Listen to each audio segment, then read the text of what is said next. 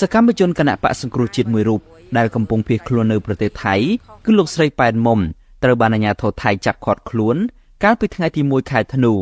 ខណៈលោកស្រីកំពុងធ្វើដំណើរចេញពីទីក្រុងបាងកកទៅខេត្តនន្ទបុរីអាជ្ញាធរថៃបានបញ្ជូនលោកស្រីទៅប៉ុស្តិ៍នគរបាលមូលដ្ឋានដើម្បីធ្វើការសួរនាំហើយត្រូវបានអាជ្ញាធរថៃបញ្ជូនទៅដាក់ពន្ធនាគារសួនភ្លូនៅទីក្រុងបាងកកនៅរសៀលថ្ងៃទី3ខែធ្នូតំណាងជនភៀសខ្លួនផ្នែកនយោបាយនៅប្រទេសថៃលោកលីមេងខៀងប្រាប់ទូរទស្សន៍អាស៊ីសេរីនៅថ្ងៃទី3ខែធ្នូថា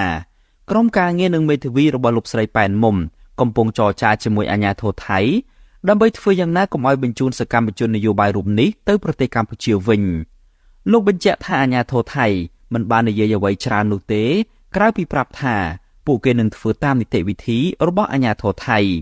លោកព្រួយបារម្ភខ្លាចអាជ្ញាធរថៃបញ្ជូនលោកស្រីប៉ែនមុំទៅកម្ពុជាវិញនឹងធ្វើឲ្យសកម្មជនដទៃទៀតដែលកំពុងភៀសខ្លួននៅប្រទេសថៃមានការភ័យខ្លាច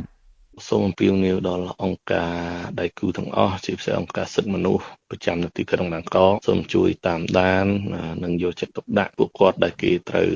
ចាប់ខ្លួនហ្នឹងសូមឲ្យជួយពិនិត្យមើលមែនទែនជៀសវាងការបញ្ជូនត្រឡប់ទៅវិញដោយមិនដឹងខ្លួនហ្នឹងណាសូមអំពាវនាវដល់អង្គការសង្គមស៊ីវិលទាំងអស់ជួយអញ្ជើញនិងជួយឃ្លាំមើលពីគាត់មែនទែនបាទលោកស្រីប៉ែនមុំគឺជាសមាជិកក្រុមប្រឹក្សាជាប់ឆ្នោតនៃគណៈបក្សសង្គ្រោះជាតិនៅឃុំកណ្ដោលស្រុកទឹកឈូខេត្តកំពត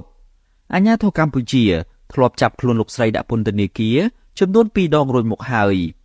សាលាដំបងខេត្តកំពតបានចោទលោកស្រីពីបទរួមគំនិតក្បត់ហើយសម្រេចផ្តន្ទាទោសដាក់ពន្ធនាគាររយៈពេល5ឆ្នាំពាក់ព័ន្ធទៅនឹងការគាំទ្រផែនការវិលចូលស្រុករបស់លោកសំរងស៊ីកាលពីចុងឆ្នាំ2019ខ្ញុំយ៉ងច័ន្ទដារាទូរទស្សន៍អាស៊ីសេរី Washington